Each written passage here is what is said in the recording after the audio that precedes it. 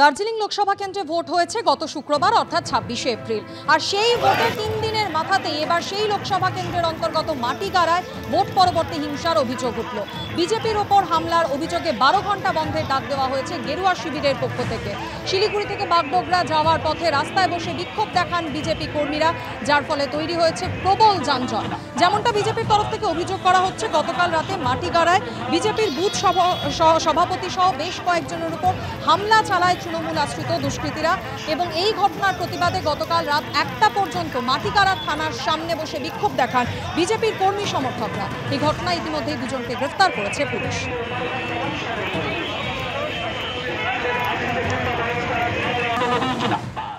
আজ সোমবার, আজ সুপ্রিম কোর্টে একটি মামলার শুনানি রয়েছে।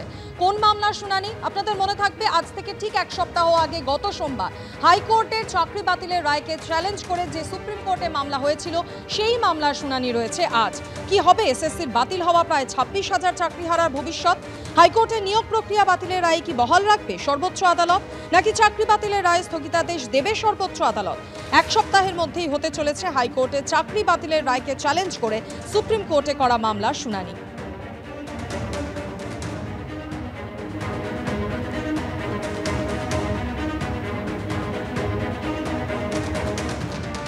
এরই মধ্যে আপনাদের জানিয়ে রাখি, আজ সর্বোচ্চ আদালতে কি হবে সেদিকে তো আমাদের নজর থাকবে, কিন্তু গতকাল শুনানির আগে ফের একবার বিচার ব্যবস্থা এবং বিজেপিকে একযোগে আক্রমণ করলেন মমতা বন্দ্যোপাধ্যায়। দুর্নীতির দায় স্বীকার করে ফের একবার মুখ্যমন্ত্রীর পদত্যাগ দাবি করলেন তমলুকের বিজেপি প্রার্থী অভিজিৎ গঙ্গোপাধ্যায়। ২৬,০০০ ছেলে মেয়ে চাকরি খেতে আমরা কখনোই মন থেকে মানি না, মানতে পারি না। আমি আহ্বান করেছিলাম যে এই যে ২৬,০০০ প্রার্থী এবং শিক্ষকের চাকরি চলে গেল কোর্টের অর্ডারে, এটার দায় ঘাড়ে নিয়ে আপনি পদত্যাগ করুন। आपको पता था कि आप किसी को देके आपका पार्टी पहले ऑर्डर करके ये लोगों को नकड़ी खा लेंगे। আমি পরিষ্কার বলি, আমরা তাদের সাথে আছি, আমরা ছিলাম, আমরা থাকবো। চাকরি প্রার্থীদের যদি কারো বিরুদ্ধে কোনো অভিযোগ থাকে তদন্ত হবে, নিশ্চয়ই সংশোধন হবে, কিন্তু তাই বলে ২৬,০০০ ছেলে মেয়ে চাকরি খেতে আমরা কখনোই মন থেকে মানি না, মানতে পারি না। কালকে এই মামলায় সুপ্রিম কোর্ট স্থগিতাদেশ দিতেও পারে, নাও দিতে পারে।